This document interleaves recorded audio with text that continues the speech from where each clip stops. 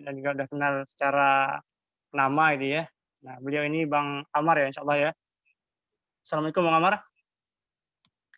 Waalaikumsalam warahmatullahi wabarakatuh. Masya Allah, Bang Amar sudah masuk ya, sudah berada bersama kita. Insya Allah kita akan mendengarkan materi dari Bang Amar. Untuk teman-teman yang hari ini sudah berada di room, silakan aktifkan kameranya dan juga siapkan dengarkan fokus dan jangan tidak fokus gitu ya. Baik, sebelum kita mulai agenda, marilah kita bersama-sama mengucapkan basmalah. Bismillahirrahmanirrahim. Bismillahirrahmanirrahim. Baik, langsung saja kita lanjut kepada pemateri untuk menyampaikan materinya karena sudah waktunya sudah mulai juga ya.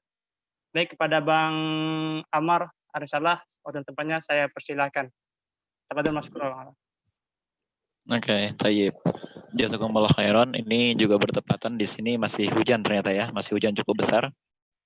Dan memang di Jakarta sudah sekitar 1 bulan ini ya, hujan dan angin kencang. Jadi mudah-mudahan ini tidak menjadi halangan untuk kita ya. Apakah suara saya terdengar secara jelas atau tidak nih? Dengar jelas, Bang. Terdengar dengan jelas ya. Alhamdulillah. Innal hamdalillah nahmaduhu wa nasta'inuhu wa nastaghfiruh wa na'udzu billahi min syururi anfusina wa min sayyiati a'malina may yahdihillahu fala mudhillalah wa may yudlil fala hadiyalah. Asyhadu an la ilaha illallah wa asyhadu anna Muhammadan abduhu wa rasuluhu la nabiyya ba'da. Allahumma shalli ala Muhammad wa ala ali Muhammad kama shallaita ala Ibrahim wa ala ali Ibrahim innaka Hamidum Majid. Rabbi syrah li sadri wa yassir li amri wa hlul 'uqdatam min lisani yafqahu qawli. Ini rekan-rekan sekalian, ini sebagian besar berasal dari Kalbar ya. Iya, Bang. Ya, Kalbar ya. Ada nggak yang dari luar Kalbar? Ada, Bang, dari luar Kalbar. Oh, ada. Dari mana aja? Kuningan. Nah, dari Kuningan. Oh, ada yang dari Kuningan. Siapa yang dari Kuningan? Mana, Bang? Siapa itu? Oh, Laila Purnamasari ini ya? Ya. Oke. Mungkin ada lagi yang dari daerah lain? Oh, ada yang dari Sambas. Ya. Kalbar. Sambas juga Kalbar. Ya.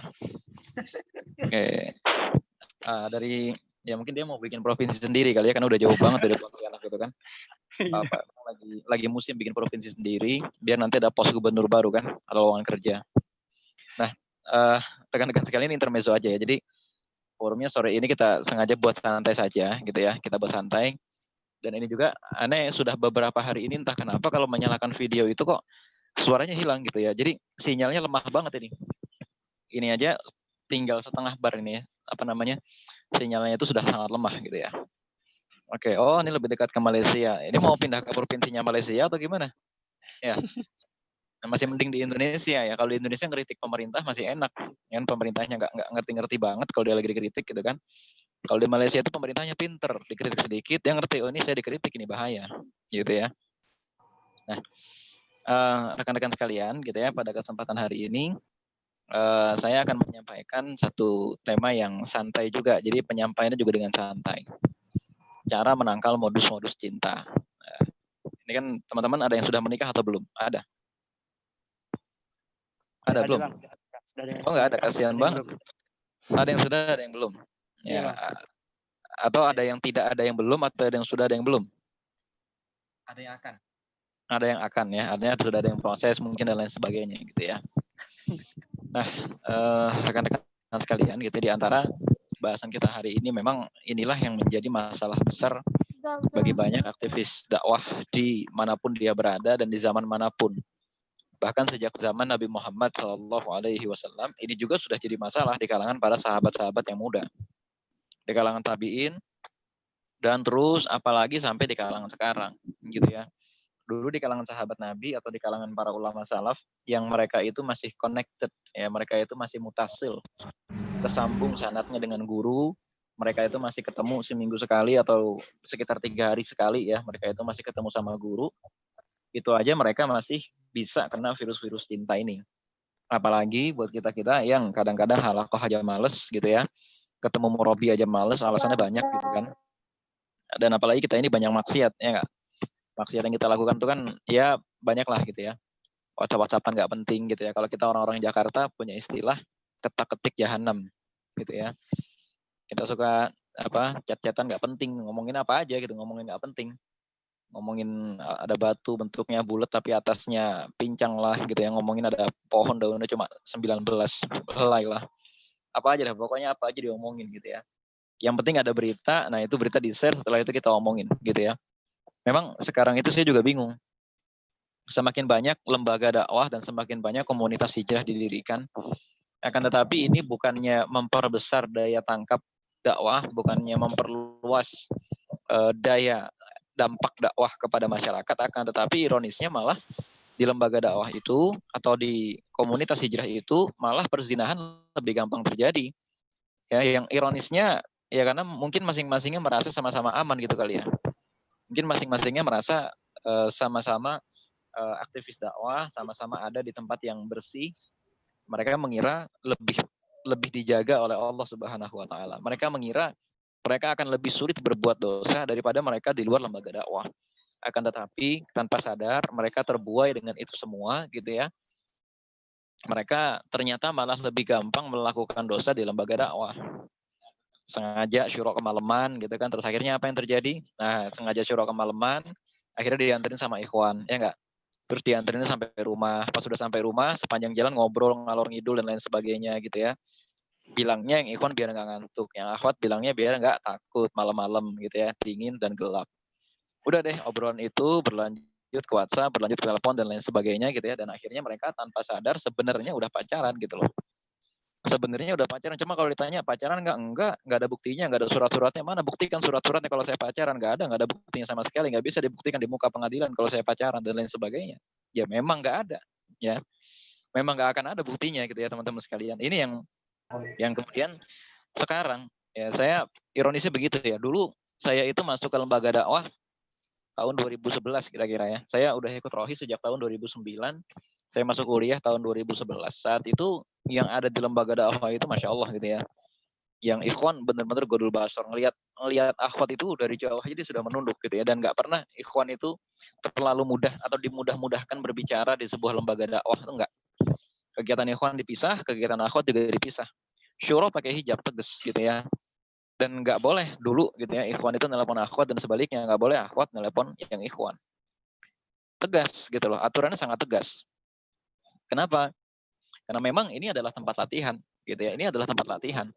Teman-teman di sini apa sih bedanya antara sebuah lembaga dakwah dengan lembaga yang bukan lembaga dakwah? Kita boleh bilang nggak apa-apa, kita sudah dari pondok pesantren, kita sudah sama-sama mengerti, nggak apa-apa, bapak saya ustadz kok gitu, nggak apa-apa. Murabi saya adalah orang hebat, murabi saya tamatan Al-Azhar, nggak apa-apa. Kita interaksinya nggak terlalu dijaga dan lain sebagainya. Akan tetapi ya teman-teman sekalian, ternyata ini malah membuka jalan gitu loh. Seakan-akan kita di lembaga dakwah malah mengendorkan penjagaan. Padahal ternyata setiap orang itu punya potensi dosa yang tidak pernah kita sadari. Dan ini bisa menimpa siapa saja. Seorang nabi sekalipun kalau digoda ini dia akan tergoda gitu loh. Ini kisahnya sudah nyata ada di dalam kisah surat Yusuf. Cuman bedanya kalau nabi itu tidak sampai melakukan dosa. Nabi itu dijaga oleh Allah Subhanahu wa taala agar tetap maksum. Berbeda dengan kita. Kita melakukan dosa besar ya bisa-bisa aja gitu loh. Kenapa? Karena kita adalah manusia biasa yang sangat biasa gitu kan. Nah, ini ya rekan-rekan sekalian yang harus kita cermati terlebih dahulu. Sekarang saya mulai mendapati satu fenomena ikhwan aktivis dakwah gitu ya di sebuah lembaga dakwah mulai tidak berani menegur saudara-saudaranya yang hijabnya atau dalam tanda kutip ikhtilatnya dengan perempuan nggak berani dijaga, nggak dijaga. Ikhwan yang japri-japrian sama akhwat berlebihan gitu kan. Ya, hari pertama masih anak antum gitu kan. Hari kedua sudah pakai emot. Hari ketiga sudah berubah jadi aku kamu kan gitu. Nah, hari keempat sudah tukeran stiker, stikernya ada love-nya. Hari kelima tukeran-tukeran foto, nah, hari keenam tukeran CV. Begitu aja terus gitu kan. Nah, mau sampai kapan gitu ya. Seandainya memang menikah semudah itu gitu ya. Dan ini yang menjadi persoalan gitu. Nanti akan menjadi problem besar ketika mereka akhirnya akan menuju ke jenjang pernikahan. Si akhwat mau proses kesangkut sama si ikhwan yang godain dia itu, si ikhwan juga mau proses nggak enak sama akhwat yang godain dia ini. Sehingga apa yang terjadi akhirnya mentok aja di situ terus gitu loh. Itu intermezzo aja ya teman-teman sekalian. Oh, ini Bang Hendra pakai masker kenapa nih? Karena corona bisa menular lewat Zoom apa gimana ini? Ya santai aja ya. Nggak apa-apa. Memang saya dengar juga nanti lama-kelamaan bukan cuma corona menular lewat Zoom gitu ya. Ya, tapi teman-teman sekalian kita itu intermezzo aja gitu ya.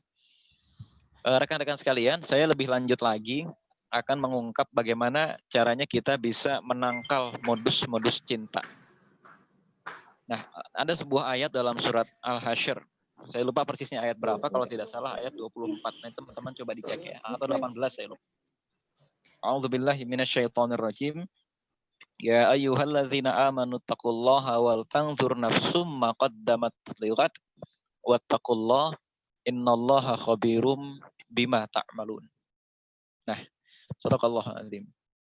Rekan-rekan sekalian, ayat ini sebetulnya berbicara mengenai orang muslim yang dia ketika melakukan sesuatu entah terlalu berlebihan, entah terlalu semangat, atau entah penjagaannya kurang, atau entah orang ini ketika melakukan sesuatu tanpa disertai ilmu, digoda setan, atau teman-temannya kebanyakan orang Yahudi dan orang munafik, sehingga dia digelincirkan dari kebenaran, dan lama-kelamaan dia lupa dengan dirinya sendiri. Dan ternyata ini relevan buat kita. Ya, ya ayyuhalladzina amanu taqullaha wal tanzur nafsum ma qaddamat lighad wattaqullaha innallaha khabirum bima ta'malun. Wala takunu kalladzina nasullaha fa ansahum anfusahum ulaika humul fasiqun. Jadi ayat pertamanya ini kan cerita tentang takwa. Dan terus seakan-akan Allah Subhanahu wa taala di ayat selanjutnya mengatakan ciri-ciri orang yang sudah kehilangan takwanya itu adalah dia itu seakan-akan begitu ya, seakan-akan kalau orang yang kehilangan takwa kepada Allah Subhanahu wa taala, maka dia akan lupa siapa dirinya. Nah, ini ternyata saya perhatikan di banyak lembaga dakwah, baik saya di sana sebagai pengampu, sebagai anggota, sebagai pembina, pemimpin, maupun di sana saya cuma sekedar ngisi datang dan orang-orang di sana cerita sama saya gitu ya. Apa yang terjadi, teman-teman sekalian? Ternyata begini. Kebanyakan juru dakwah di sana itu melalaikan dirinya dari takwa. Nah, mereka mengira mereka diselamatkan oleh Allah Subhanahu wa taala hanya sekedar gara-gara mereka ada di lembaga dakwah, hanya sekedar gara-gara mereka berjilbab, hanya gara-gara mereka sekedar pakai gamis dan lain sebagainya, atau hanya sekedar gara-gara mereka menjaga mutabah yaumiyah, maka secara otomatis Allah Subhanahu wa taala akan memperkecil peluang mereka untuk terkena virus-virus merah jambu yang tidak perlu ini. Jatuh cinta itu normal, ya. Jatuh cinta itu adalah sesuatu yang alamiah, sesuatu yang syar'i, sesuatu yang sifatnya fitrah. Yang salah adalah bagaimana cara kita mengelola atau memperturutkan jatuh cinta itu. Apakah ketika kita jatuh cinta itu kita menyerahkan segala sesuatunya kepada Allah Subhanahu wa taala, atau ketika kita jatuh cinta kita menurutkan begitu saja. Dengan kata Rasulullah Shallallahu Alaihi Wasallam, semua organ tubuh kita itu akan bekerja ya untuk memenuhi panggilan zina. Tinggal yang membenarkan itu adalah farji kita atau aurat kita atau kemaluan kita. Yang membenarkan itu. Ya. Nah, jadi rekan-rekan sekalian gitu ya. Pertama-tama gitu ya, indikasi seseorang itu mudah terkena penyakit virus merah jambu adalah ketakwaannya itu berkurang. Takwa itu berarti kewaspadaan dia dalam kehidupan sehari-hari ketika dia beragama. Nah, ini yang menjadi masalah. Kadang kita meremehkan gitu ya, kita meremehkan aja. Kita bikin acara ngaretnya sampai malam gitu ya, ketika kita kumpul-kumpul gitu ya. Sedangkan kita lupa di sana ada akhwat. Kita menganggap remeh, ya nggak apa-apa, sekali-sekali dan lain sebagainya. Tapi siapa yang tahu ya teman-teman sekalian bahwa ternyata di sana ada akhwat yang rumahnya jauh, atau di sana ada akhwat yang mungkin hatinya itu kurang bisa bersikap tegas, sehingga dia mau aja diajakin boncengan sama ikhwan, dan kita juga nggak menyangka. Kan Allah Subhanahu wa taala itu selalu menyembunyikan dosa-dosa hambanya sampai hamba itu sendiri yang menyingkapnya ke hadapan manusia. Benar nggak? Nah, ternyata nggak sadar kita. Ya, ada seorang ikhwan mungkin teman kita yang genit nawarin akhwat boncengan. Dan akhwatnya emang kebetulan juga mau gitu loh. Dan memang ternyata kebetulan rumahnya juga jauh dan orang tuanya mereka masing-masing mungkin orang tuanya masih amah gitu, atau mungkin orang tuanya belum mengenal dakwah sehingga mengizinkan saja anaknya berboncengan. Nah, apa yang terjadi rekan-rekan sekalian? Nah, disinilah gitu ya, kemudian mudah sekali terjadi hubungan yang terlarang itu. Mungkin hubungan mereka tidak ada hubungan cinta sama sekali, tapi lama-kelamaan mereka jadi saling ketergantungan. Dari saling ketergantungan ini, ya rekan-rekan sekalian, kemudian berlangsunglah hubungan yang lebih kental lagi. Berlangsunglah hubungan yang lebih erat lagi. Nah, dari sinilah kemudian pintu-pintu zina itu datang.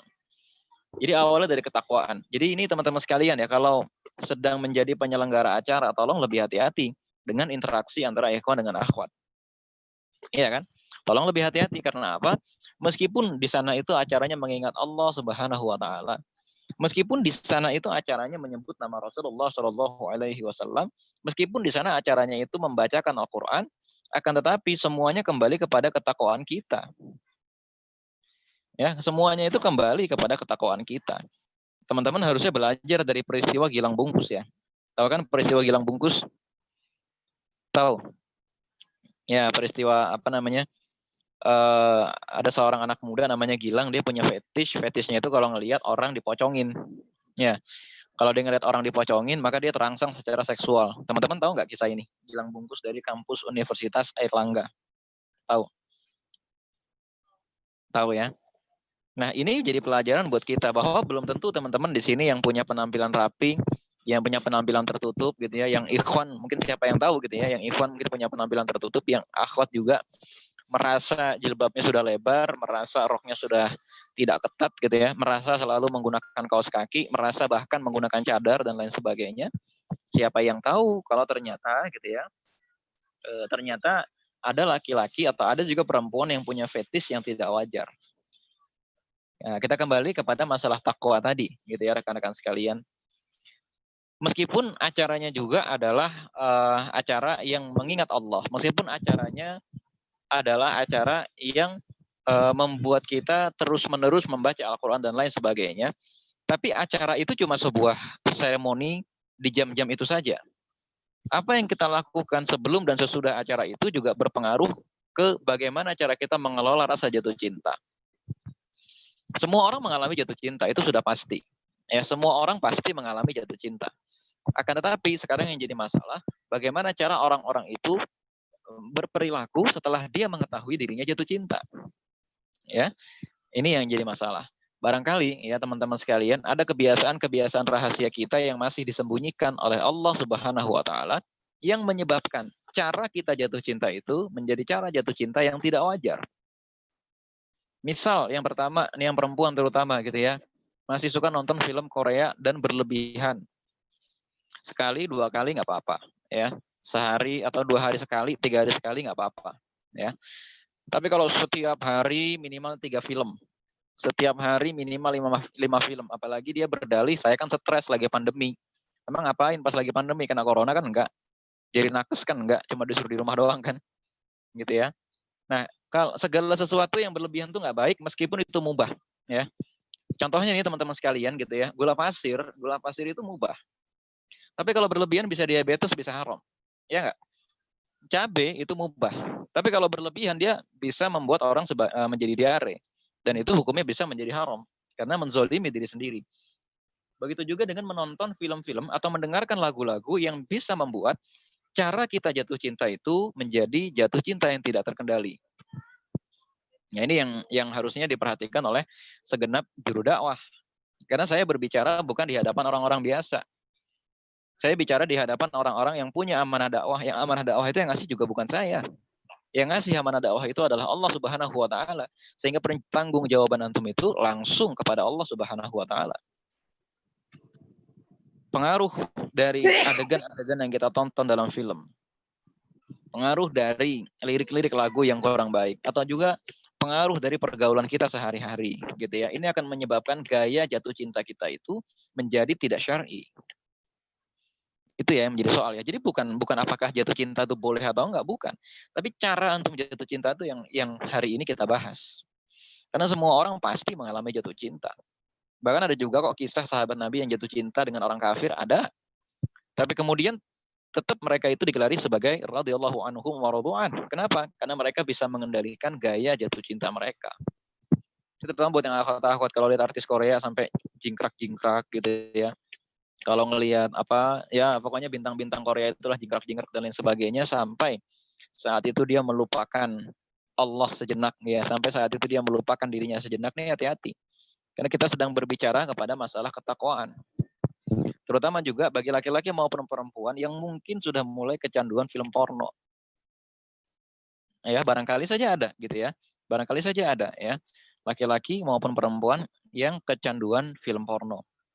Nah, rekan-rekan sekalian, sebagian besar kasus perzinahan itu terjadi karena memang ada rangsangan di luar dunia nyata. Entah apakah itu laki-laki maupun perempuan dia suka nonton video porno misalnya, atau dia suka membaca cerita-cerita porno dan lain sebagainya, dan ini bisa menyebabkan gitu ya rangsangan seksual yang muncul pada dirinya itu terlalu kuat. Gak ada gunanya dia ketemu seminggu sekali di lembaga dakwah, gak ada gunanya dia ikut forum-forum seperti ini, gak ada juga gunanya dia misalnya selalu membaca Al-Quran, menghafalkan Al-Quran dan lain sebagainya. Karena apa? Dia nggak bisa menjaga dirinya sendiri dari rangsangan-rangsangan yang menyebabkan dia mudah melakukan dosa. Itu loh yang jadi permasalahan. Maka akhirnya inilah yang terjadi. Kenapa ikhwan dan akhwat di sepanjang zaman ikhwan akhwat ketemu di lembaga dakwah jatuh cinta itu wajar, malah harus. Kenapa harus? Ya aneh, ini kalau ada ikhwan, ada akhwat satu lembaga dakwah, sama-sama gak jatuh cinta, ini kenapa? Udah pada nikah bagaimana gitu loh, gak usah gaya-gayaan. Malah kalau bisa sesama lembaga dakwah, ikhwan dan akhwat saling menikahi saja gitu loh. Kenapa? Ini bentuk namanya menjaga manhaj, ini bentuk menjaga genetika perjuangan, kan gitu. Ya, ini namanya cara menjaga genetika perjuangan. Wajar ketua nikah sama sekjennya gitu kan. Ketua nikah sama kabid kaderisasinya, kabid kaderisasi nikah sama stafnya, staf nikah sama sesama staf gitu ya. Biar apa? Genetika perjuangannya terjaga. Malah aneh, ini kok di satu lembaga dakwah, ini nggak ada yang saling menikah, ini kenapa gitu loh. Ya, apakah sama-sama tahu skandalnya, ya kan? Atau gara-gara memang dia menemukan gadis lain yang tidak satu perjuangan dengan dia yang lebih cakep, ya kan? Dan biasanya orang-orang yang berhenti berdakwah setelah menikah itu adalah orang yang menikahi orang lain di luar lembaga dakwah dia. Visi dakwahnya nggak sama gitu loh. Ini kan teman-teman sama-sama pernah mungkin pernah sama-sama satu daurah, ada yang mungkin pernah satu amanah dakwah dan lain sebagainya. Lebih baik kalau itu disatukan saja. Karena nanti barangkali di masa depan akan ada tugas-tugas dakwah yang diberikan oleh Allah Subhanahu wa taala dan kita nggak direpotkan lagi dengan yang namanya adaptasi dan lain sebagainya. Bayangkan kalau perempuannya aktivis dakwah, hafizah dan lain sebagainya, ternyata menikah dengan seorang laki-laki yang jangankan mengenal dakwah gitu loh, mengenal Islam saja belum.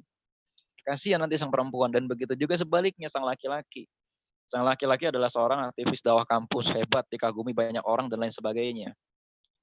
Menikah dengan perempuan entah mana gitu loh, yang mengenal halakoh saja tidak gitu kan, menghafal Quran saja tidak. Ini nanti sang laki-laki akan direpotkan untuk mendakwahi istrinya.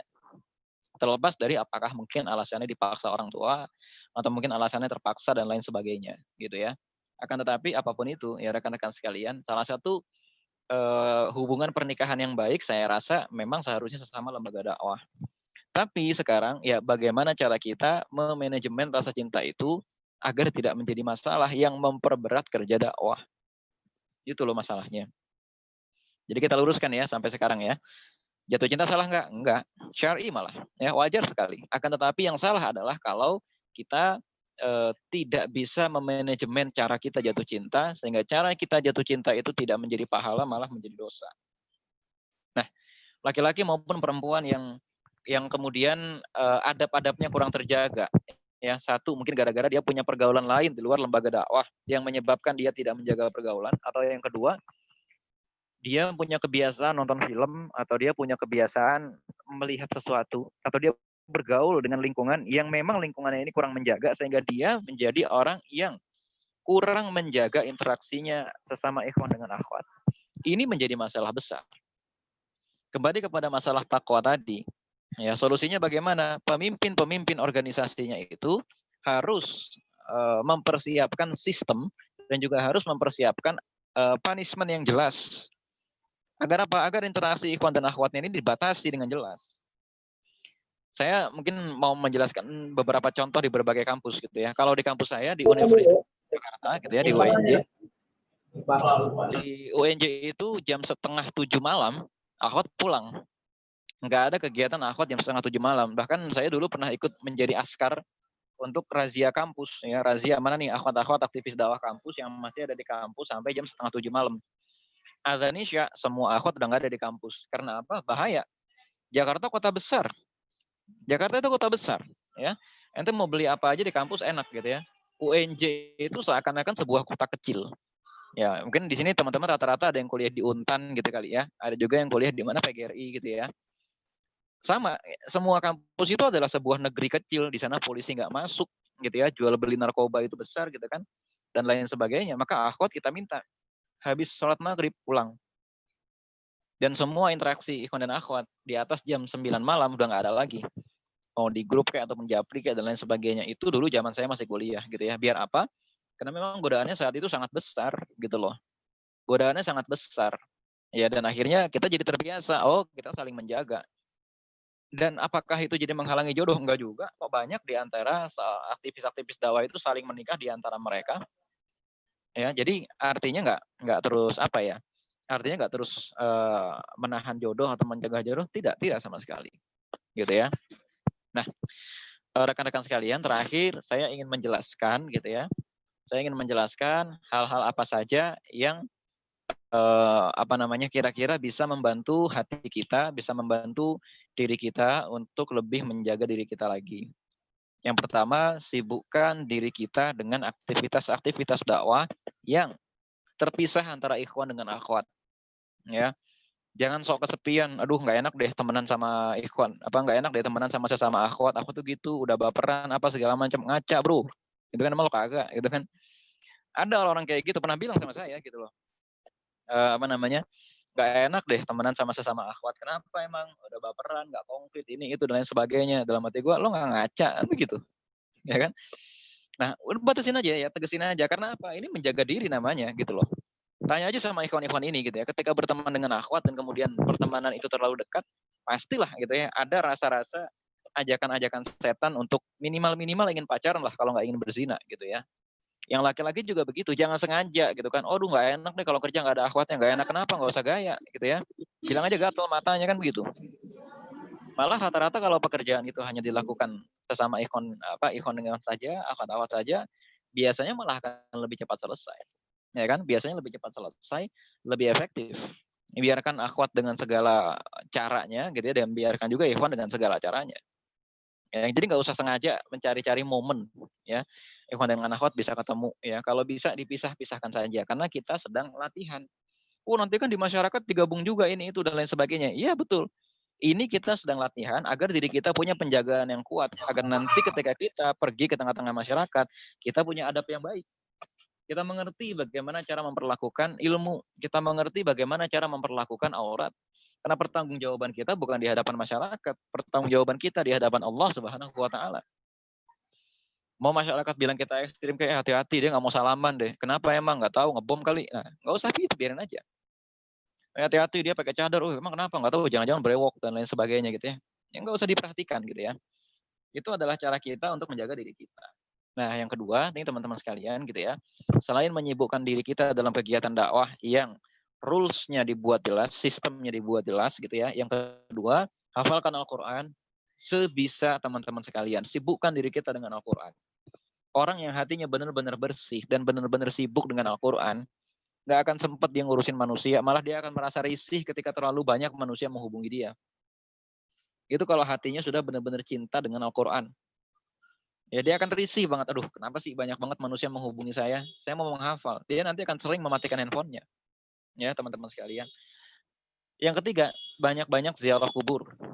Ya, nggak kayak di Jakarta ziarah itu dilarang gara-gara ya diduga gitu ya, nanti terlalu banyak orang berkumpul, penyebaran COVID semakin masif.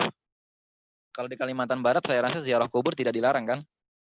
Nah itu ya, jadi teman-teman sekalian coba ziarah kubur untuk membuat hati kita semakin terkendali. Orang yang hatinya hanya dikuasai perasaan cinta terus-menerus, ini nggak akan bisa mempersiapkan masa depan. Dan cara terbaik agar seorang kembali tersadar, ya agar seseorang itu kembali bisa mempersiapkan masa depannya adalah dengan ziarah kubur. Titik. Ya. Kapan nih terakhir teman-teman ziarah kubur? Coba angkat tangan. Ada yang tahun ini ada yang sudah ziarah kubur belum? Belum ya? Belum. Ya. Atau sudah? Oh, alhamdulillah sudah nih admin Sultan. Alhamdulillah ya. Yang sudah ziarah kubur ya pasti ngerasakan ya. Habis ziarah kubur itu boro-boro kepikiran pacaran ya nggak, boro-boro kepikiran zina itu kan, boro-boro kepikiran film Korea ya nggak. Habis ziarah kubur kepikirannya apa? Baca Quran gitu kan. Habis ziarah kubur kepikirannya apa? Ya kepikirannya pokoknya ngaji gitu-gitu kan, tobat, sedekah, infak ya nggak. Habis ziarah kubur kepikirannya apa? Banyak lah gitu ya. Orang-orang yang masih mendukung Omnibus Law suruh ziarah kubur. Nanti insya Allah pulang-pulang dia akan menolak Omnibus Law. Muasabah gitu kan dan lain sebagainya ya. Nah, yang keempat nih teman-teman sekalian, rajin-rajin pilih teman. Nah, coba nih teman-teman cek di WhatsApp masing-masing. Dia menghubungi kita selama seminggu terakhir. Ada 10 orang misalnya. Dari 10 orang itu berapa orang yang mengingatkan kita kepada Allah Subhanahu wa taala? Ngomongin ayat, ngomongin dakwah, ngomongin Islam, ngomongin ulama dan lain sebagainya. Dari 10, oh ternyata 8 ini yang ngomongin film Korea. Dari 10, oh ternyata 8 ini yang ngomongin musik, ngomongin film, ngomongin bola, ngomongin apa lagi. Ngomongin, pokoknya dari 10 orang itu, cuma 2 orang yang ketika dia ngomong, seenggak-enggaknya nama Allah itu beberapa kali kesebut. Gitu ya. Ternyata teman-teman sekalian, itu berpengaruh dalam kosakata kita sehari-hari. Orang yang kesehariannya terbiasa berbicara tentang Al-Quran, orang yang kesehariannya terbiasa berbicara mengenai Allah Subhanahu wa taala, dia nggak akan bisa atau nggak akan sempet-sempetnya melayani jatuh cinta yang tidak perlu. Ya, nggak akan sempet-sempetnya dia itu jatuh cinta terus kemudian dia memperturutkan cintanya ke sana kemari dan lain sebagainya. Nah, terakhir, saya pesan khusus buat akhwat nih. Yang akhwat gitu ya, tolong satu, karena akhwat ini memang hatinya lebih lemah gitu ya. Dikontak ikhwan sekali kan, dikontak Bang Hendra misalnya. Assalamualaikum ukhti, berbunga-bunga. Ya Allah, kenapa nih Bang Hendra ngontak saya? Tuh jangan-jangan minta ta'aruf, Anda belum siap lagi dan lain bla bla bla bla bla, udah ribet. Baru dikontak Assalamualaikum udah mikir harga tenda berapa ya? Udah kayak gitu. Ada akhwat kayak gitu ya. Saya pernah ketemu akhwat kayak gitu. Terus misalnya baru dikontak nih sama siapa nih? Sama Mas Salman Ramadan. Assalamualaikum ukhti. Udah kepikiran, aduh Bang Salman ucapin salam lagi. Nanti punya anak berapa ya? Lah udah mikirin kayak begitu aja gitu kan. Nah ini ya teman-teman sekalian gitu ya. Ada ya akhwat-akhwat semacam itu. Nah ini akhwat-akhwat gitu ya. Satu, belajarlah untuk tidak berpanjang-panjang obrolan dengan ikhwan. Ya gunakan formula 3 chat. Assalamualaikum, waalaikumsalam. Ya, ukhti gini terus dijawab, oh ya Ang, iya Mas, iya Bang, gini. Oke, syukran jazakumullah wa jazakallah khair. Titik. Dah. Jadi yang ikhwan juga biasain kalau ngontang yang akhwat disiplin. Mau ngomong apa langsung gitu ya. Mau ngomong apa gitu loh. Jadi ngontak akhwat itu benar-benar ada fungsinya gitu loh. Yang ngontak akhwat itu benar-benar ada fungsinya, bukan cuma sekedar assalamualaikum ukhti hehe. Ngapain gitu loh. Assalamualaikum ukhti hehe pakai emot, ngapain? Gitu kan? Assalamualaikum ukhti hehe lagi ngapain? Pakai ditanya lagi ngapain gitu, ngapain? Atau kadang-kadang tingkat silaturahmi yang tinggi itu tingkat silaturahmi yang tinggi itu ketika sudah bisa komunikasi dengan akhwat tanpa salam. Ya kan nama doang, bro gitu kan, atau mbak gitu doang ya. Ini salah gitu ya. Yang akhwat tolong tegas. Kalau ada ikhwan yang kayak gitu nggak usah dibalas meskipun ganteng, meskipun hafiz Quran, ya dan lain sebagainya nggak usah dibalas. Meskipun dia saudaranya Nabi nggak usah dibalas karena zaman sekarang kalau ada saudaranya Nabi berarti dia kafir. Gitu ya, repot zaman sekarang udah gak ada Nabi soalnya. Ya, yang ikhwan juga disiplin, biasain ngehubungin akhwat yang ada perlu-perlunya aja. Assalamualaikum ukhti, afwan, kemarin Anda seksi acara, ternyata masih ada duit antum yang belum Anda kembalikan gini ini Anda kembalikan lewat mana? Jazakillah khairan. Udah gitu aja. Mau akhwatnya nanti ngebalesnya pakai emot kayak akhwatnya ngebales oh iya akhi ya Allah subhanallah bla bla bla bla bla bla. Udah balas aja singkat gitu loh. Ya yang akhwat juga begitu. Ya akhwat juga begitu dan yang akhwat nih dari sekarang gak usah kebiasaan baper. Gak usah ya Allah ikhwan ini kok kayaknya suka sama saya. Enggak. Ya tenang aja. Ikhwan ini gak suka sama antum, maksudnya gak suka sama antum doang. Suka sama banyak orang yang lain, tenang aja ya. Sama antum ditolak dipindah ke yang lain. Ya kan? Dan ketika nanti si ikhwan ini ngajak antum jalan dan lain sebagainya, ini modus-modus nih ya. Ini ada ikhwan misalkan ngajak main ke air terjun, ngajak main ke sungai gitu kan, yang mesti nginep atau misalnya yang yang basah-basah. Udah tahu akhwat kalau basah itu mesti bajunya terawang. Udah tahu akhwat kalau basah itu mesti nanti bagian-bagian tubuhnya itu akan terciplak gitu ya, terciplak. Udah tahu akhwat nanti kalau kaos kakinya basah dan lain sebagainya, dia perlu ganti kaos kaki, perlu ganti celana dan lain sebagainya. Ini namanya sengaja cari masalah. Dan yang akhwat juga kadang-kadang pengen-pengenan gitu loh. Ya pengen-pengenan. pakai nanya gitu kan, Bang boleh nggak Ana nih lagi diajak naik gunung sama ikhwan, alah gitu ya. Tahu nggak, antum itu diajak naik gunung sama ikhwan itu alasannya bukan gara-gara apa-apa, gara-gara antum cakep. Kalau antum jelek, antum nggak akan diajak naik gunung, lihat aja sama ikhwan. Tanya sama ikhwan kalau nggak percaya. Ya. Tanya ya sama ikhwan kalau nggak percaya. Ikhwan, ini kalau antum ngajak akhwat naik gunung, ngajak yang kuat apa ngajak yang cakep, udah gitu aja. Oh, pedas sih, ya pedas, bodo amat lagi undang saya. Bercanda ya, bercanda. Ya, tanya aja sama ikhwan ya. Ini ada akhwat kuat, tangguh dan lain sebagainya gitu ya, sama ada akhwat lemah tapi cakep, mana yang diajak naik gunung? Ya kan gitu aja. Ya. Ngeri, memang ini yang akhwat-akhwat makanya belajar gitu ya. Jangan terlalu mudah digombalin sama ikhwan. Ikhwan juga begitu gitu ya. Nanti assalamualaikum ukhti, Ana boleh nggak menikah dengan antum? Oh boleh. Iya tapi tunggu 2 tahun lagi ya. Emang kenapa nunggu Jokowi tumbang? Kan nggak gitu. Nunggu KPR di ibu kota baru, di Penajam Pasir Utara, nanti entah kapan jadi ibu kota kan enggak kan? Ya, namanya ikhwan siap menikah itu jelas bulannya kapan, tanggalnya kapan, harinya kapan. Assalamualaikum ukhti, Ana mau datang besok hari Rabu. Ya, tanggal berapa November tuh? Tanggal 4 November 2020. Ngapain, akhi? Insya Allah Ana mau kenalan sama orang tua antum. Nah, itu baru konkret. Ya, apaan kayak keperluannya, misalnya punya bisnis sama orang tuanya, nggak ngelamar dan lain sebagainya, gitu ya. Dan yang aku juga jangan, ya akhi, Ana memang suka juga sama antum, nggak usah ngapain nyatain cinta, gitu ya. Nanti rugi sendiri, ya kan? Nanti rugi sendiri. Ya nanti antum kalau udah terlanjur nyatain cinta lah dan lain sebagainya itu paling nanti ujung-ujungnya DM Instagram aneh. Assalamualaikum bang, aneh pernah nyatain cinta sama seorang ikhwan tapi ikhwannya nggak ada kejelasan. Udah paling gitu doang tuh. Itu cerita panjang lebar dan lain sebagainya. Aneh cuma bisa bilang ya sudah, sabar. Udah gitu doang. Ya. Nah jadi rekan-rekan sekalian di bagian akhir ini kembali saya mengingatkan agar teman-teman gitu ya, jangan seperti orang yang melupakan Allah Subhanahu wa taala sehingga Allah membuat antum lupa dengan diri sendiri. Wala takunu kalladzina nasullaha fa ansahum anfusahum ulaika humul fasiqun. Rekan-rekan sekalian, kira-kira itu dulu yang bisa saya sampaikan ya, berbahagialah dalam keadaan jomblo ini gitu ya.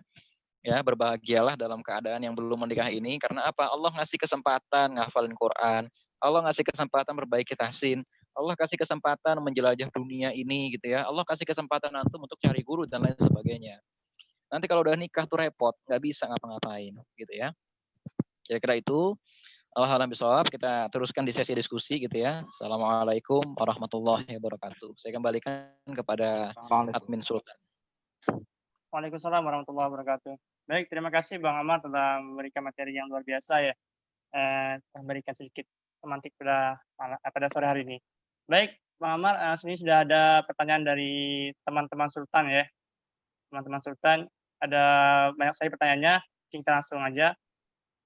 Saya scroll dulu ya.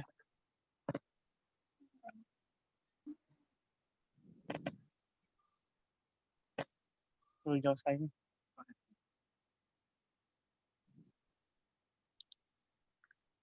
Oke, Bang Amar, ini ada pertanyaan dari Bang RJ nih. Pengalaman saya banyak ikhwan yang bergeser kriterianya ketika ingin menikahi akhwat. Carinya yang tinggi, putih, cantik. Padahal yang seperti ini kan langka. Kriteria aktivis dakwah tapi dikasih aktivis ditolak. Bagaimana menyikapi hal seperti ini? Itu Bang pertanyaan Bang, silakan dijawab Bang Amar. Ya, saya juga bingung bagaimana menyikapinya. Emang dia di CV harus nulis kriteria jelek, pendek, hitam? Enggak kan? Ya, maksudnya itu natural gitu ya, itu natural. Cuma sekarang gitu ya, gini loh, ikhwan dan akhwat saya luruskan. Ada pemahaman yang salah ketika memahami hadis Rasulullah Shallallahu Alaihi Wasallam, perempuan itu dipilih berdasarkan 4, harta, ya, nasab dan paras, dan terakhir adalah agama. Ya, ternyata ya teman-teman sekalian, Rasulullah Shallallahu Alaihi Wasallam bukan meniadakan 3 syarat yang lain dan hanya mengutamakan agama, tapi ini hanya menyatakan urutan. Tanya dulu tuh agamanya bagaimana. Apakah kemudian kalau agamanya bagus terus berarti kita boleh pilih yang jelek? Misalnya begini, yang akhwat nulis di CV gitu ya, syarat pernikahan hafiz Quran, terus jelek, pendek, hitam, enggak kan? Enggak kan? Ya gitu ya. Malah sunnahnya Rasulullah Shallallahu Alaihi Wasallam yang harus dilaksanakan oleh segenap ikhwan adalah ikhwan itu harus bersih, ikhwan itu harus rapi, ikhwan itu harus wangi, ya. Dan ikhwan itu menurut Umar bin Khattab radhiyallahu anhu itu nggak boleh buncit, Rasulullah itu sikat gigi sehari bisa 5 kali. Ya, Rasulullah itu sehari itu bisa minyakin badannya sering-sering karena apa? Rasulullah tuh nggak suka kalau ada bau jelek gitu loh dari badannya gitu ya. Nah ini ya teman-teman sekalian, dan cara menyikapi ikhwan seperti ini, yang pertama jangan direndahkan harapannya itu gitu ya. Tapi yang kedua, minta dia untuk memenuhi kafaah dakwah. Minta dia menghafalkan Al-Quran, ya. Minta dia untuk berjuang di jalan Allah dan luruskan niat dia. Antum kalau lagi berdakwah jangan nyari akhwat. Antum tahu nggak? Innamal a'malu binniyat. Hadis innamal a'malu binniyat. Ini ternyata ada terusannya. Ya, ini ternyata hadis ini bercerita tentang orang yang berhijrah, ya. Orang yang berhijrah akan tetapi hijrahnya gara-gara perempuan dan gara-gara harta. Orang yang berdakwah gara-gara perempuan akan dapat perempuan, akan tetapi akan kehilangan pahala dari Allah atau bahkan kehilangan Allah itu sendiri. Maka antum kalau lagi dakwah tuh luruskan niat gitu loh. Ngapain sih nyari akhwat? Atau yang akhwat juga gitu, ngapain sih nyari ikhwan-ikhwan ganteng? Ya, ngapain sih? Ya kan? Itu semua fata morgana aja. Nanti teman-teman sekalian kalau sudah menikah, gitu ya, kalau sudah menikah, oke lah di hari-hari pertama menikah, antum berhasil menikahi seorang akhwat yang cantik, putih dan lain sebagainya. Tunggu sampai si akhwat itu hamil, tunggu sampai si akhwat itu misalnya sakit dan lain sebagainya. Ya, wajahnya nanti akan jelek kok. Nanti akhwat ini seiring dengan usianya akan gemuk. Akhwat ini seiring akan jam terbang berantemnya sama antum lebih tinggi gitu ya. Akhwat ini mukanya akan penuh dengan kerutan dan lain sebagainya. Nggak seimut dulu lagi, nggak secantik dulu lagi. Begitu juga dengan yang ikhwan. Lama-kelamaan tenaga yang ikhwan akan melemah. Tangannya akan makin keriput gara-gara sering digunakan untuk bekerja dan lain sebagainya. Ya, luruskan niat gitu ya, dan nggak apa-apa. Yang nulis kriteria ikhwan ganteng, tinggi, putih nggak apa-apa. Nulis kriteria akhwat gitu ya, cantik, tinggi, putih juga nggak apa-apa. Tapi yang terpenting antum sekalian juga meninggikan kriteria keagamaan dan ngaca ya, setara atau enggak sama teman-teman sekalian. Ya, kira-kira itu ya. Saya kembalikan kepada moderator.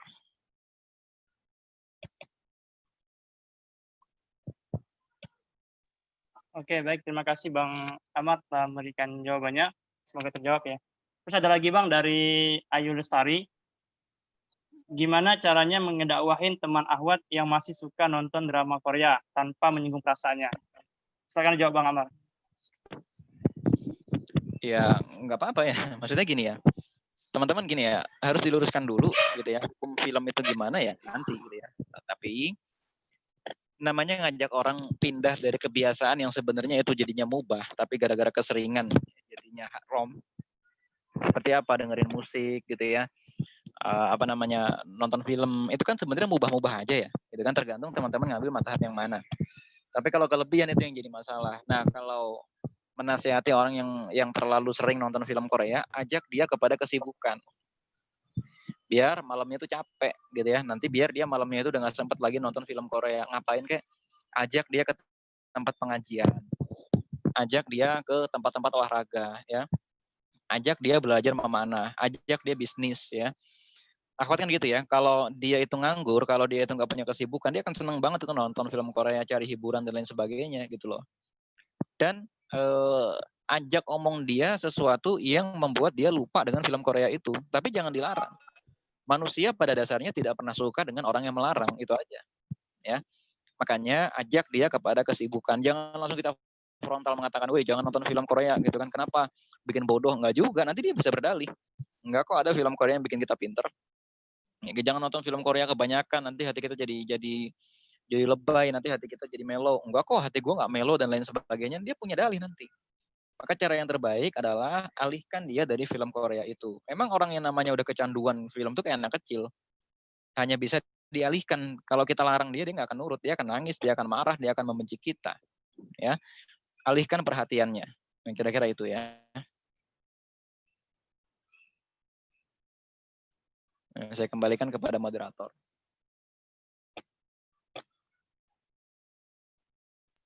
Baik, terima kasih Bang Ahmad itu jawabannya ya dari pertanyaan dari Ayu Lestari. Saya ada lagi Bang dari Bang Imam Fajar Saputra.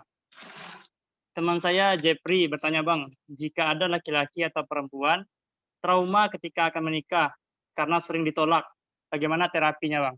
Saya akan jawab Bang. Gara-gara sering ditolak. Iya Bang. Ya gimana ya? ya nggak apa-apa sih.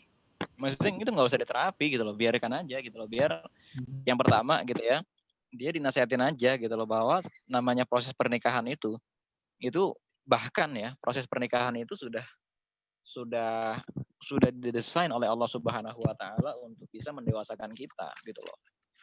Ditolak itu perkara biasa, itu nggak usah baper gitu loh. Ya nggak usah jatuh cinta sebelum waktunya, meskipun memang sunnahnya kita menikah dengan orang yang kita cintai, jangan menikah dengan orang yang entah siapa nggak kita kenal. Ini ada pemahaman yang salah nih sekarang di tengah-tengah murabi. Nikah dengan orang yang nggak dikenal itu namanya ta'aruf. Nggak, salah besar. Nikah dengan orang yang nggak dikenal sama sekali itu namanya bukan ta'aruf. Ya nikah aja biasa gitu ya. Tapi kalau dia punya pengalaman sering ditolak gitu loh, ya berarti memang pada saat itu dia harus ikhlas bahwa Allah Subhanahu wa taala berarti memberikan dia tugas lain sebelum menikah. Entah apa itu. Introspeksi aja, menghafal Quran, atau mungkin dia masih punya perangai buruk yang oleh Allah Subhanahu wa taala harus diperbaiki dulu. Jangan-jangan dia masih overthinking. Ya, buktinya apa nih? Dia buktinya gitu kan? Buktinya dia nggak nikah-nikah terus overthinking, jadinya trauma. Nah, nanti apalagi pas sudah nikah, ya kan?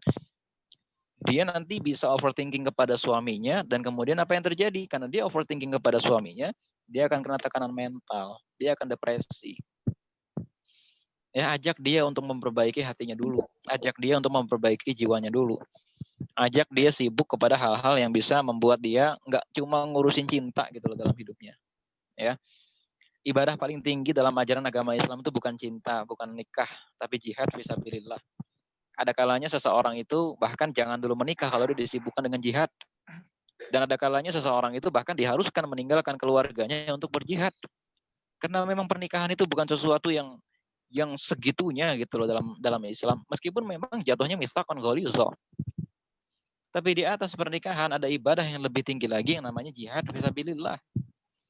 Perbaiki dulu hati kita. Cuma gara-gara ditolak aja kok trauma. Nah sekarang bagaimana nanti kita menghadapi kebohongan suami? Bagaimana nanti kita menghadapi interaksi dan adaptasi dengan suami? Bagaimana nanti kita sudah punya anak dan lain sebagainya? Mau kena baby blues? Ya, tandanya itu memang belum siap menikah kalau cuma gara-gara keseringan ditolak jadi trauma. Nah, gitu aja. Saya kembalikan kepada moderator. Oke. Baik, terima kasih Bang Amar telah memberikan jawabannya. Baik, selanjutnya masih ada lagi nih pertanyaan dari Ninda Pertiwi. Bagaimana caranya seorang akhwat meneguhkan hatinya untuk selalu menjaga hati dari hal yang bukan haknya, terlebih ketika futur? Betul, Bang? Nah, ini bagus pertanyaannya, ada penjelasannya, terlebih ketika futur. Ya, penjelasan pertama, teman-teman sekalian, jangan pernah kehilangan koneksi dengan sesama aktivis dakwah, ya. Jangan pernah meninggalkan barisan dakwah apapun yang terjadi. Ini bahaya. Ya, ini bahaya. Yang kedua, ya teman-teman sekalian, kalau yang namanya futur itu, mungkin teman-teman sekalian kesalahan pertamanya adalah curhat dengan orang yang salah. Ketika teman-teman futur, jangan pernah curhat dengan orang-orang yang nanti akan memberikan solusi yang salah, dan jangan pernah curhat kepada lawan jenis apapun yang terjadi kalau teman-teman lagi futur. Ya, mau ikhwan mau akhwat sama aja, jangan pernah curhat kepada lawan jenis. Selalu selesaikan masalah. Ya. Terus yang kedua ya teman-teman sekalian, ini kan ada masalah juga dengan futur ya. Nah, coba teman-teman sekalian minta break dulu gitu ya, minta istirahat dulu. Seminggu atau 2 minggu gitu ya, terus tata kembali ibadah kita. Ya, tata kembali ibadah kita, menyepilah dari manusia.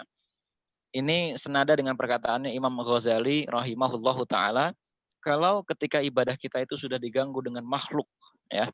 Kalau ibadah kita itu sudah mulai diganggu dengan manusia, menyepilah aja dulu. Ya. Menyepi dulu seminggu 2 minggu, tata sholat kita biar nanti kita sholat lagi di awal waktu, biar nanti kita kuat puasa lagi, biar nanti kita kuat bersedekah lagi dan lain sebagainya. Setelah nanti waktunya 2 minggu gitu ya, barulah kemudian nanti teman-teman sekalian bisa berdakwah kembali. Yang ketiga, dicari dulu nih penyebab futurnya apa. Kalau tadi penyebab futurnya itu lelah, nah mungkin barangkali penyebab futur yang kedua adalah ada masalah yang belum teman-teman selesaikan. Kan semua interaksi antara ikhwan dan akhwat itu kan bermuara dari ada masalah yang memang harus diselesaikan dengan ikhwan dengan akhwat.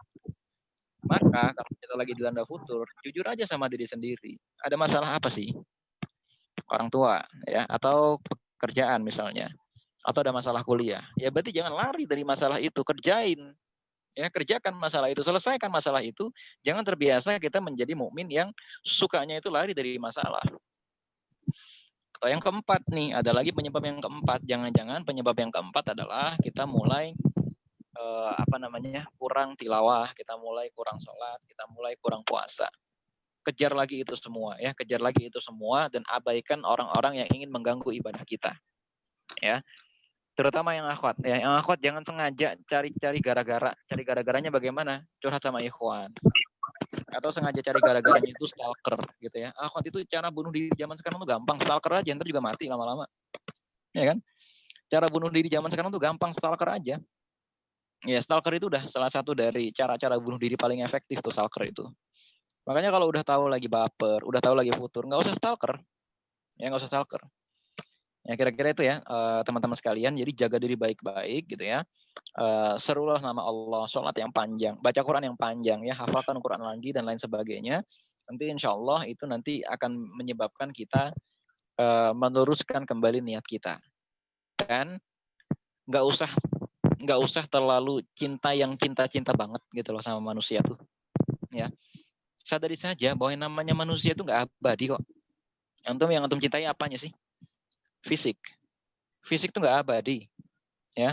Yang antum cintai apanya? Suaranya juga nggak abadi. Kebaikannya, dia juga baik kepada semua orang, ya. Sadar, jangan baper lah gitu ya. Keras sama diri sendiri tuh keras. Saya nggak suka memperhalus nasihat kalau urusannya dengan cinta gitu loh. Saya sukanya tegas karena sebenarnya semua orang udah tahu harus ngapain. Cuman harus diingetin aja. Kira-kira itu ya.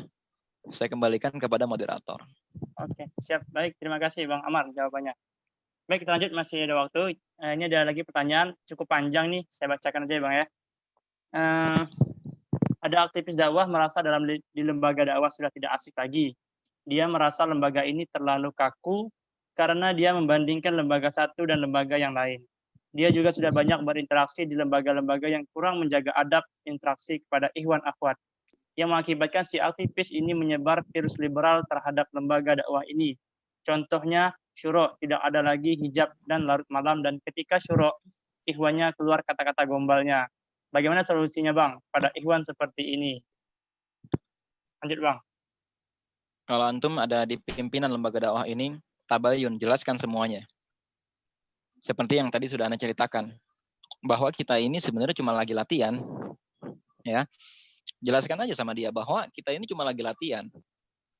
Ceritakan kepada dia kisah Nabi Yusuf, bahwa seorang nabi saja hampir tergoda. Ceritakan kepada dia kisah para sahabat Nabi yang tergoda gara-gara perempuan sampai akhirnya dia murtad. Namanya Ubaidullah bin Jahsy.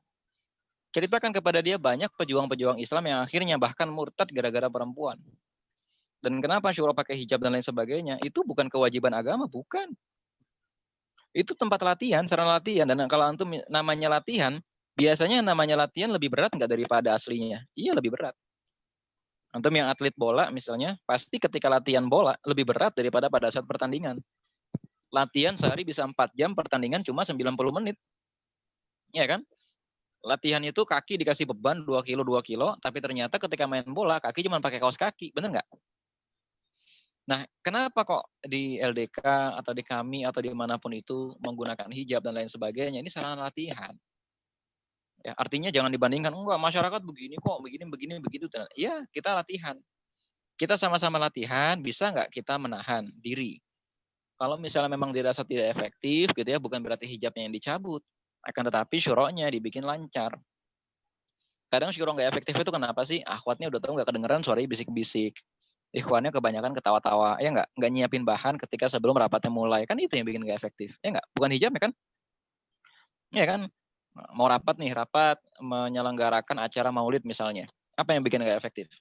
Hijabnya atau sebelum rapat nggak nyiapin bahan, ya kan? Apa yang bikin nggak efektif? Hijabnya atau yang akhwat suaranya lirih banget? Apa yang bikin nggak efektif? Hijabnya atau ikhwan yang bercanda-canda mulu ketika rapat, jadi nggak fokus? Kan itunya yang dihilangkan. Gitu, itu yang dihilangkan. Ini apalagi nih, rapat siapin gorengan, pantesan pada buncit ya. Rapat dengan gorengan yang disediain, buah ya udah pada buncit, makan gorengan kan, jerawatan lagi kan. Jangan gorengan lah kalau syuro ya. Muslim itu harus qawiyul jism. Yang namanya qawiyul jism itu ya, air putih sama buah. Kalau nggak sediain susu, ya perbaikan gizi, ya gorengan melulu gitu kan. Mending kalau gorengan sehat, ini minyak udah dipakai berulang kali, ya nggak? Tepung yang nggak tahu tepung apa, pakai micin, bakwan keasinan dan lain sebagainya. Yang bikin pokoknya habis itu kolesterol lah, ya. Hati-hati ya teman-teman sekalian ya. Ya itu ya kira-kira ya. Ini kalau masalah hijab. Nah tapi kalau dia udah ngelawan tetap nggak bisa apa segala macam, mohon maaf nih teman-teman sekalian, dengan terpaksa harus di-cut, ya, harus di-cut. Jangan berikan dia amanah-amanah publik gitu ya. Biarkan dia dengan pikirannya. Kalau dia masih bisa bergerak bersama dengan kita, bergeraklah bersama kita. Tapi kalau udah nggak bisa, mohon maaf, lebih baik dia tidak lagi dipertahankan. Karena kita ini sama-sama sedang latihan. Sama-sama sedang menjalankan sebuah rules agar kita latihan menjaga diri kita. Ya, kira-kira itu. Saya kembalikan kepada moderator. Baik, terima kasih Bang Amar atas jawabannya. Semoga terjawab ya. Sudah waktu kita lanjut lagi. Ini dari Gusti Hukum Untan. Bang mau nanya, gimana menyikapi kawan-kawan yang selalu mengolok-olok jomblo dan apa hukumnya dari perbuatan tersebut? Lanjut Bang. Ya, tergantung ya. Jomblo itu ya di dasar rantai makanan sih ya. Katakan ada dekomposer, pemangsa, sampai pemangsa puncak. Nah, jomblo itu ada dekomposer nih, susah. Mau nggak mau emang harus dibully gitu ya. Cuman bagaimana dengan orang kalau selalu ngatain jomblo? Nah ini yang repot gitu ya. Selalu ngatain jomblo. Satu. Yang namanya berlebihan tuh nggak bagus. Kadang ngatain jomblo itu hanya untuk mempererat silaturahim. Ya kan, antum kan belum nikah, aneh ingetin, kali aja lupa kalau belum nikahan gitu. Ya. Tapi gitu ya. Ini suara apa nih? Ini ada Jokowi, Joseph Stalin. Tolong Pak ini diselesaikan masalahnya.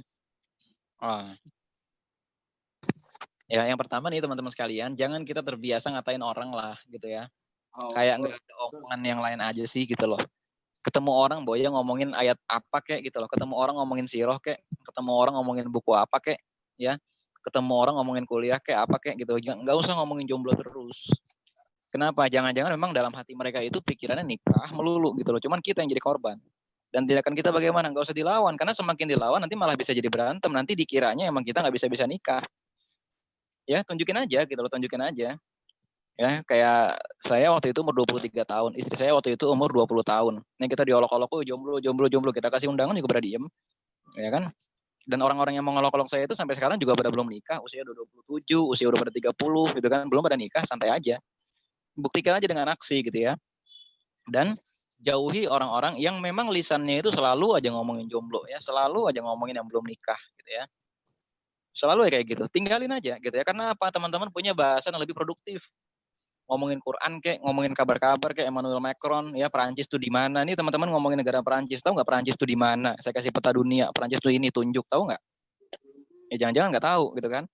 Nah, teman-teman ngomongin saham, tahu nggak saham tuh apa gitu loh. Jangan-jangan teman-teman nggak tahu saham tuh apa, terus main ngomong kita harus hancurkan saham Perancis. Nah, itu kan lebih produktif ya nggak? Daripada sekedar ngomongin jomblo gitu kan. Ngomongin jomblo itu nggak berpahala ya. Ngomongin jomblo itu nggak berpahala sama sekali. Terkecuali memang kita mengingatkan. Barangkali ada yang lupa. Akhi, antum kan belum nikah nih. Ada ingetin ya. Mudah-mudahan antum nggak lupa menikah gitu loh. Ya kan gitu. Kasih jalan nih, ada proposal akhwat gitu ya, mau nggak nih akhwatnya syaratnya begini, pokoknya syaratnya antum banget, bahkan nulis syaratnya emang namanya harus dia gitu loh. Gitu ya. Kasih dia jalan gitu ya. Dan ketika ada teman kita yang menikah, dukung gitu ya, bantu dia jadi panitia gitu kan, nyiapin semua pernikahannya gitu ya, semangati dia dan lain sebagainya, jangan malah dikata-katain ya. Kira-kira itu ya. Oh, ini ada tulisan sibuk dakwah hingga lupa menikah. Bukan lupa menikah, tapi lebih tepatnya memang kadang kesibukan dakwah itu nggak cocok buat pernikahan. Karena para ulama juga ada yang begitu. Ya, kita kembalikan kepada moderator. Oke, siap Bang. Terima kasih Bang Amar jawabannya. Masih ada waktu, lanjut lagi Bang. Beberapa pertanyaan. Ini dari Indin Nabila. Sudah berupaya menghindari laki-laki dengan bersikap tegas, namun laki-laki ternyata lebih cenderung tertarik. Bagaimana solusinya Bang? Silakan Bang. Blok aja. Jadi blok aja. Apa masalahnya? Yang juga cowok, ya kan? Kita udah bersikap tegas ya, tegasnya bagaimana? Akhi, kalau antum begini-begini, anak akan laporkan ke undang-undang ITE. Biarin anak akan cari pengacara yang membuat kita lebih mudah menikah. Udah dikitin blok aja. Ya. Gombal gitu kan, ukhti gitu kan, antum bagaikan rembulan yang selalu hadir dalam malam-malamku dan lain sebagainya, gitu kan? Ya aja gitu kan, bilang aja, Afwan akhi antum menjijikkan, titik blok, udah selesai. Tegas gitu ya. Tegas tuh begitu, bilang aja, akhi Anda terganggu dengan cara komunikasi antum, gituin aja. Ya gituin aja, nggak usah sok ramah gitu, nggak usah, bilang aja, akhi Afwan Anda terganggu dengan cara komunikasi antum. Gituin aja ya. Jelas ya. Jadi kalau terganggu terus ikhwannya terus ngejar, gituin aja, selesai urusan ya. Gimana, saya kembalikan kepada moderator. Oke, Bang. Baik, terima kasih, Bang. Masih ada waktu. Ini juga ada dari Tri Mulyati. Bagaimana cara melihat seorang ikhwan yang benar-benar ingin serius atau hanya sekedar ingin main-main? Gitu, Bang. Ya, satu, nggak usah diliatin. Terus yang kedua, ikhwan yang benar-benar serius itu, dia nggak akan japri kitanya. Dia pasti biasanya nih, untuk menjaga adab dan kemuliaan dia, ya, dan untuk menjaga kemuliaan calonnya, ya, dia nggak akan ngontak langsung kita, ya. Misal di sini ada siapa nih? Misal di sini ada Mbak Sumi Fitri Andini nih ya, misalnya. Ada ikhwan ngejar-ngejar Mbak Sumi. Nah kalau ikhwan ini serius, dia nggak akan langsung ngontak Mbak Sumi. Assalamualaikum, Sumi, Ana ingin menikahi antum, bla bla bla, boleh nggak kita kenalan lebih jauh? Udah kayak gitu tuh jelas nggak serius, ya. Dia akan berusaha keras, dia cari siapa teman antum, dan dia minta nomor keluarga antum atau dan lain-lain yang jelas bukan langsung dari antum. Itu yang pertama. Yang kedua, ikhwan tuh kalau udah serius, di CV-nya dia udah benar-benar siap nulis, sudah siap menikah, izin orang tua ada. Nah, ikhwan tuh ciri-ciri pertamanya izin orang tuanya ada, jelas. Sudah diizinkan menikah belum? Sudah. Orang tua bilang apa? Bisa nggak kita menikahnya segera? Nah kalau dia bilang enggak sih, Ana menikahnya mah kemungkinan diizinkannya 2021, tapi nggak ada salahnya berproses dari sekarang. Salah. Ya salah. Karena ketika dia sudah niat berproses menikah, berarti dia niat saat itu juga dia bisa menikah. Jadi dia sudah minta izin kepada orang tua. Yang kedua, kalau ditanya omongannya jelas, tanggal berapa mau main ke rumah? Tanggal sekian. Bawa orang tua nggak? Bawa. Oke, jelas. Tapi kalau ditanya-tanya, kapan antum ke rumah apa ini dan lain sebagainya, nanti 2023. Ya, nanti tahun 2024 ngapain? Nunggu presiden ganti, kan begitu. Ya kan? Atau nanti ya tunggu anak punya pom bensin sendiri. Atau nanti tunggu anak beli tanah di ibu kota baru, Kutai Kartanegara dan Penajam Pasar Utara gitu kan. Ngapain gitu loh. Jadi ciri-ciri ikhwan sudah siap tuh tanggalnya jelas ya. Dia belum tentu punya pekerjaan, belum tentu gitu loh. Tapi ketika ditanya antum selama ini biaya hidup dari mana? Sendiri. Udah selesai. Nggak usah ditanya pekerjaannya apa gitu ya.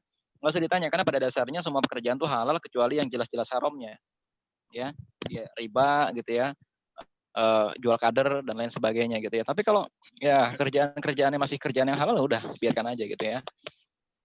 Itu ya. Jadi nggak usah ditanya pekerjaannya apa, cuman dia tanya aja, dia antum hidup bersama dengan siapa? Hidup dengan biaya sendiri. Udah selesai, dia udah siap nikah. Ya, ciri-cirinya begitu ya, tanggal waktunya jelas dan lain sebagainya, dan nggak mencela-mencela gitu ya, nggak mencela-mencela, nggak kebanyakan ngerayu, ya, nggak kebanyakan ngerayu. Kira-kira itu ya, saya kembalikan kepada moderator. Oke, baik Bang, terima kasih jawabannya. Satu lagi ini dari Siti Maulidia Intan. Assalamualaikum Bang Amar. Mohon nasihatnya soal tabiat rekan dakwah yang bercanda tapi ngececein atau ngencengin dengan lawan jenis. Betul Bang. Nah itu di sidang aja. Saya sering dapat orang kayak gitu ya. Di sidang aja. Dia harus tahu bahwa ucapan dia salah. Ya, dia harus tahu bahwa ucapan dia salah, dan ucapan mencie-ciein antara lawan jenis di sebuah lembaga dakwah itu adalah satu kesalahan besar. Ya karena kita sedang latihan. Bayangin, ya nggak? Akhwat yang tadinya nggak salah apa-apa, polos ya kan, nggak tahu apa-apa, maunya dakwah, maunya ngafalin Quran, tahu-tahu dicie-ciein sama ikhwan nggak tahu dia siapa. Lama-lama kan mikirin, kok Anda dicie-ciein ya sama ikhwan itu ya?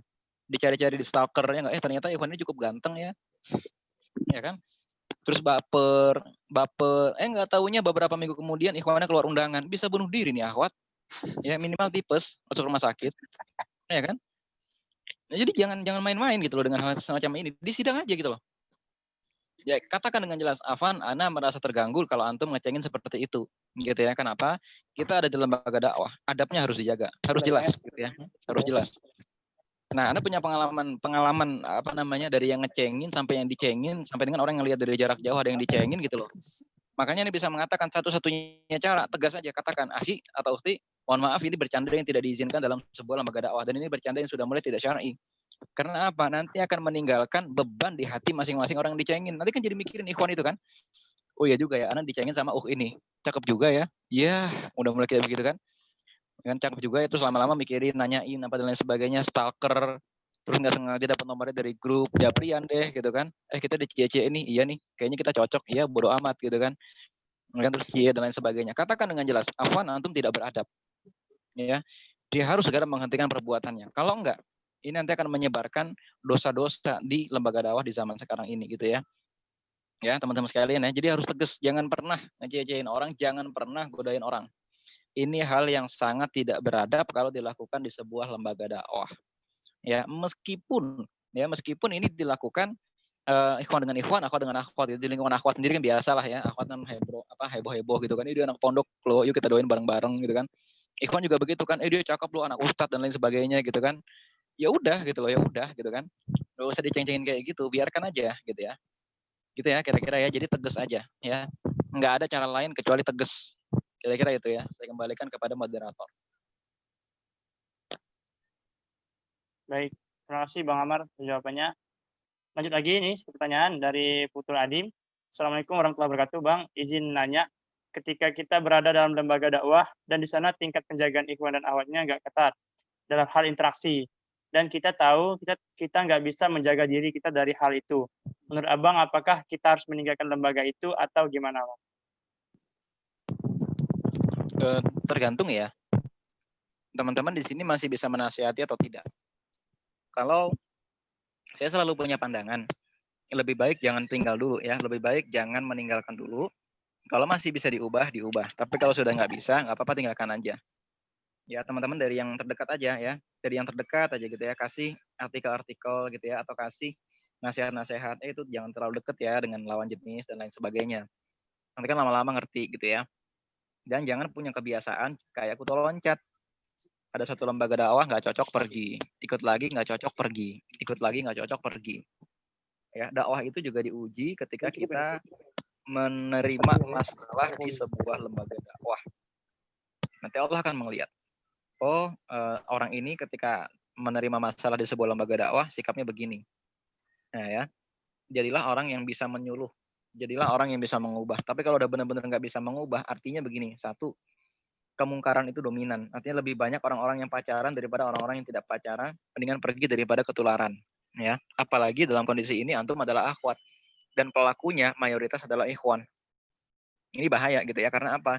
Walir rijali alaihin darajah. Laki-laki itu memang secara fitrah derajatnya lebih tinggi, lebih dominan. Jadi kalau pelakunya lebih dominan itu laki-laki, lebih baik antum pergi cari lembaga dakwah yang kira-kira lebih sopan, lebih beradab. Apalagi kalau pelakunya itu memang tampak membiarkan gitu loh, dan tampaknya sudah jadi tradisi. Di beberapa organisasi ekstra kampus ada kan ya seperti itu. Atau di beberapa lembaga dakwah yang baru didirikan seperti gerakan-gerakan hijrah, kadang seperti itu juga ya nggak? Ketemulah gitu dengan akhwat yang masih pakai celana, ketemulah dengan ikhwan yang masih ngerokok gitu ya, ketemulah dengan ikhwan yang masih gampang pelak-peluk gitu ya, masih gampang salaman-salaman sama perempuan gitu ya. Nah kalau ketemu dengan orang-orang seperti itu, kita lihat dulu dominan nggak. Kalau dominan mendingan tinggal ya, karena antum sendiri dalam kondisi ini mungkin perlu sistem tertentu, mungkin juga perlu lingkungan tertentu biar teman-teman juga nggak kebawa. Mungkin juga hati kita masih lemah ya, kira-kira itu. Saya kembalikan kepada moderator. Baik, terima kasih Bang Amar. Satu lagi nih dari Jokowi. Ada bercanda dengan lawan jenis gimana sih Bang? Soalnya kadang ada yang bercanda tapi ngajaknya nikah. Lanjut Bang. Ada yang bercanda ngajakin nikah, ini masail fikih. Ada beberapa hal yang ketika bercanda gitu ya, bercanda itu jatuh. Mbak nikah yuk, mbaknya bilang iya, terus nanya ke orang tuanya bilang iya, meskipun tujuannya cuma bercanda, ini jatuh. Ya, ini jatuh sah, pinangan dia diterima. Dan Rasulullah Shallallahu Alaihi Wasallam dengan tegas melarang orang yang menjadikan pernikahan serta perceraian itu sebagai bahan candaan. Ya, pernikahan, perceraian, dan masalah akidah itu nggak boleh sama sekali dijadikan bercandaan. Ya, yang setara dengan hal ini adalah orang yang suka bersumpah dengan nama selain Allah, demi Neptunus, demi apapun gitu ya Allah dan lain sebagainya. Pokoknya ini setara. Jangan pernah menjadikan nikah cerai, dan akidah sebagai bahan bercandaan karena larangannya jelas dari Allah Subhanahu wa taala, ya. Hati manusia itu jangan dipermainkan. Jangan sekali-kali bercanda dengan kalimat yang ini. Kalau ada orang bercanda dengan kalimat ini, gitu ya, tinggalin dia.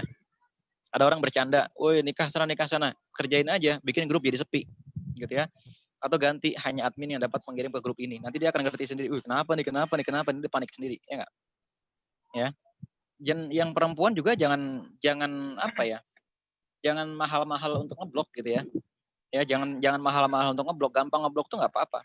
Karena teman-teman harus jaga diri. Karena zaman sekarang ikhwan tuh makin nggak tahu diri emang gitu ya. Ikhwan tuh makin nggak tahu diri gitu loh. Makin kesini menganggapnya karena semua orang sudah di dalam lembaga dakwah, menganggapnya biasa aja gitu loh. Dan akhwat ini paling rentan dijadiin bahan goda-godaan. Karena apa? Mungkin barangkali ada akhwat yang belum terbiasa dengan lingkungan lembaga dakwah. Dia pikir bercanda kayak gitu masih biasa. Ini kayak orang yang datang ke Singapura, tiba-tiba dia nggak mau ngeludah sembarangan, tiba-tiba dia nggak mau buang sampah sembarangan, ya nggak? Tiba-tiba dia nggak mau pakai sendal dan lain sebagainya. Karena lingkungan gitu loh. Semua orang begitu, maka dia nggak mau begitu. Dan ketika sampai di Indonesia, jadi gampang buang sampah sembarangan, jadi ngebut, jadi nggak mau pakai helm, jadi nggak mau pakai masker, ya. Jadi ngapain nggak jelas deh pokoknya gitu ya.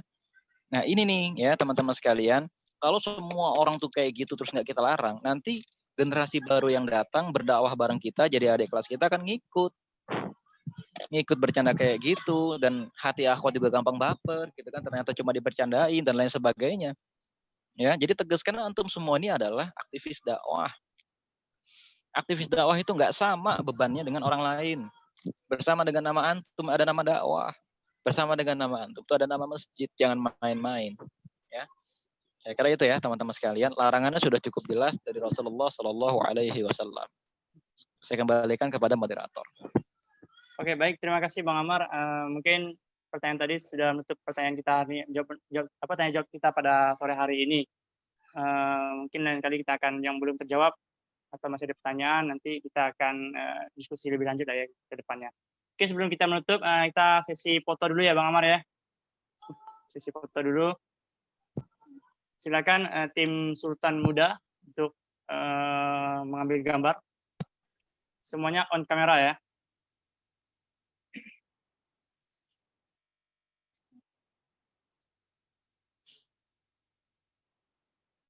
Oke, ya sudah siap yang mau ngambil gambar?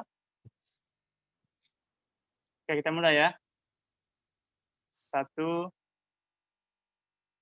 2, 3.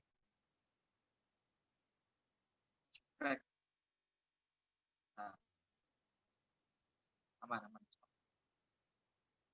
Oke, sudah? Tim Sultan? Oke, sip.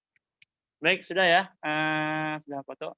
Baik, terima kasih kepada Bang Ahmad telah menyempatkan waktunya untuk memberikan sedikit penjelasan kepada kita terkait ya cara kita menangkal atau kita menjaga dari modus-modus ya adalah ya modus-modus gombal-gombalan yang tidak jelas gitu ya. Semoga ini menjadi perhatian teman-teman dan juga menjadi bekal teman-teman untuk menghadapi jika itu terjadi kepada kita seperti itu. Nah, juga Bang Amar terima kasih juga sudah meluangkan waktunya dan semoga Bang Amar diberkahi Allah dan juga selalu jaga kesehatannya Bang ya. Di sana kan juga masih pandemi Bang ya di Jakarta.